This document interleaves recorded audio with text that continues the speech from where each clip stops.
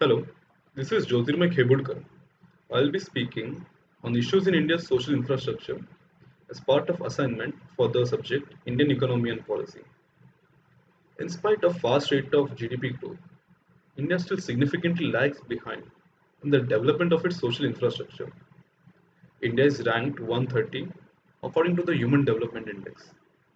The Human Development Index measures the quality of the life of citizens of a country on the basis of life expectancy, education, GDP per capita. Now, I'll be covering two aspects of social infrastructure in India, namely education and health, and the issues facing these systems in India. Education. There are multiple challenges faced in the education section of India. The most important of them is the lack of quality education. According to a recent survey, 31.4% of Standard 3 children cannot read words in their own language. 70.1% of Standard 3 children cannot solve a two-digit subtraction problem. 72.5% of Standard 5 children cannot do a simple division problem. 51.8% of the Standard 5 children cannot read a Standard 2 level text. These numbers are based on the recent Economic Survey 2017. Most of the schools are government run and public schools because the majority of the Indian population, around 75%, lives in the rural areas where their only access to education is through such institutions. Due to such lack of quality education, the government and the public institutions are letting down the people of India. Further worsening the problem of quality of education is the high rate of teacher absenteeism. The government has undertaken many initiatives like the Sarva Shikshan Abhiyan, but the high rate of teacher absenteeism makes all such efforts go in vain. According to a World Bank study based on unannounced school visits, around 25% of the teachers were absent from schools and only half were teaching.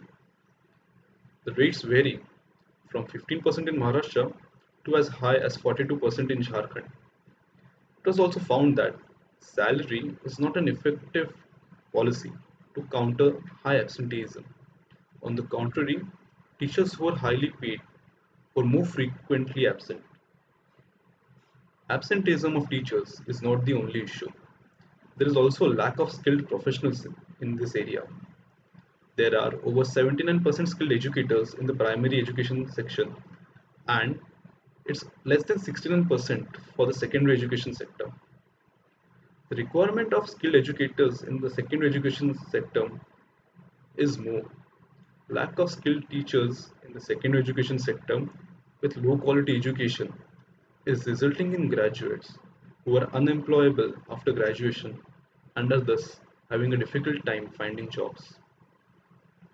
The next most pressing challenge is to increase access in the rural areas for secondary education, particularly for girls, scheduled castes, scheduled tribes, and minorities, to ensure availability of technical and vocational education and skills. There is a large gender disparity in secondary education among the population. This gender disparity widens among the scheduled tribes, scheduled castes, and the minorities for the secondary education sector. The primary motto should be to reduce this divide and to provide education access to all. Children from certain weaker sections of the population, for reasons arising out of poverty, need to work, social restrictions, or lack of belief in the usefulness of education, have not been able to take full benefit of the educational opportunities. Many girls are not sent to schools, and many of those who complete their primary education are not able to pursue their studies at the secondary levels and in colleges. Secondary education is vital for the population to give them the skills to take up jobs. Lack of secondary education will result in a demographic who are left unemployable, and India will be unable to take advantage of its demographic dividend. Healthcare, caring for a billion. India's population is ever increasing, with lowering death rates and increasing birth rates. There is a widespread burden of disease in India, particularly the infectious diseases. Lack of environmental sanitation and safe drinking water, undernutrition, poor living conditions, and limited access to preventive and curative health services are leading to growing burden of infectious diseases. Also, lack of education, gender inequality, and explosive growth of population contribute to this increasing burden. India has 48 doctors per 100,000 persons, which is very few as compared to the developed nations. There is a large gap between the service providers and the people who are seeking healthcare services, and thus, not everybody is able to make use of these services. Even though there are large government institutions present in the rural areas, poor facilities, lack of funds, poor management, and lack of leadership in medical community is resulting in interference of providing healthcare services to the rural population. According to health information, 31.5% of hospitals and 16% of hospital beds are situated in the rural areas where 75% of total population resides. The poorest income classes benefit less from public health system than the better off sections, and because of such a huge disparity in numbers, the poor are left without access to healthcare services. Another key reason for poor health of Indians is the high proportion of out-of-pocket expenditure due to low insurance coverage.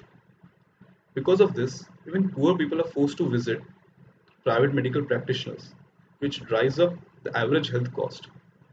High healthcare costs often lead people to delay their treatment, aggravating the already existing health problems.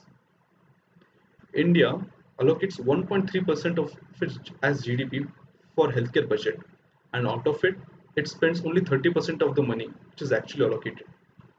There is a growing need to standardize the procedures and to build clinics in rural areas to improve efficiency and the reach of healthcare services. This lack of economic investment leads to lack of employment opportunities, because of which doctors prefer to work in urban areas or migrate abroad. And the poor people and the rural and the marginalized section of the population are left with, without access to even the most basic healthcare services. Thus, India should invest in its healthcare and education infrastructure so that the overall population's standard of living could be increased and India can make full use of its demographic dividend. Thank you.